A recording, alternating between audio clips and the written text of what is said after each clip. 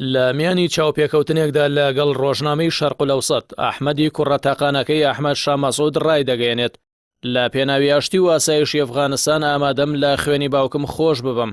کە 2 ڕۆژ بەر لە ڕووداوەکانی 11 سێپتەمبەر لە تەقینەوەیەکدا کوژرا.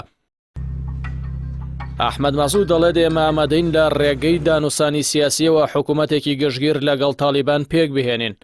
بەڵام پێکهێنانی حکوومەتێکی تندڕە بە هیچ جۆرێک مای قبولکردن نییە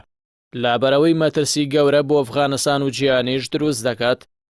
کوڕەکەی ئەحمەد شا مەسعود وتوێتی ئێمە هەمومان ئەفغانین و ئاشتیمان دەوێت، هەلێک بە گفتوگۆ دەدەین و دەمانەوێت بە ئاشتی بگەینە ڕێکەوتن، بەڵام ئەگەر بسووتنەوەی تالیبان بیەوێت بە چەکهێرش بکاتە سەر پەنشیر بەرگری دەکەین. هەر لەو چاوپێکەوتنەیدا لەگەڵ شەرق الأوسط ئەحمەد مەسعود کە ئێستا لە ویلایەتی پەنشێر و باکووری خۆرهەڵاتە و سەرکردایەتی سەرباز و چەکدارە ناڕەزایەکان دەکات، جەختی لە پێویستی لە مەرکەزی ئیداری بۆ ئەفغانستان کردەوە وتی وڵاتەکەمان کۆمەڵگەیەکی فرە ڕەنگە و لە چەندین عەشرەت و بنەچەی جیاواز پێگاتووە، هەر بۆ یەک بۆچوون و گرۆب ناتوانن فەرمانڕەوایی بکەن و پێویستمان بە سیستەمێکی سیاسی گشتگیر و سوپایەکی بێلایەن هەیە.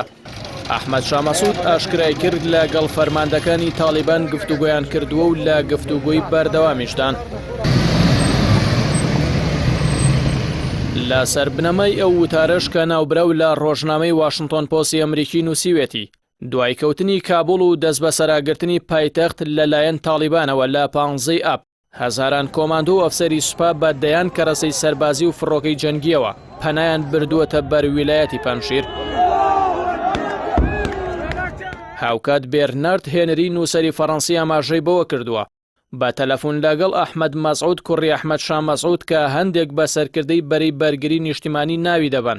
قسەی کردووە و ئەحمەد وتوێتی خۆ بەدەستەوەدان لە فەرهەنگی ئێمەدا نییە، بەرگری تازە دەست پێ دەکات. لە بەرامبەر ئەم لێدوان و نووسین و هەڵوێسانەدا محەممەد نەعیم یەکێک لە وتەبێژەکانی بزوتنەوەی تالیبان لە چاوپێکەوتنێکیدا لەگەڵ کەناڵی BBC فارسی وتی بە زۆر بێت یاخود بە ئاشتی ئێمە کێشەی ویلایەتی پەنشیر چارەسەر دەکەین. وتەبێژەکەی تالیبان وتیشی دەمانەوێت لەم گۆڕانکاریە کەم وێنەیە بەردەوام بین کە بە کەمترین زیانی گیانی و ماڵی ئەفغانستان کۆنتڕۆڵ کرا،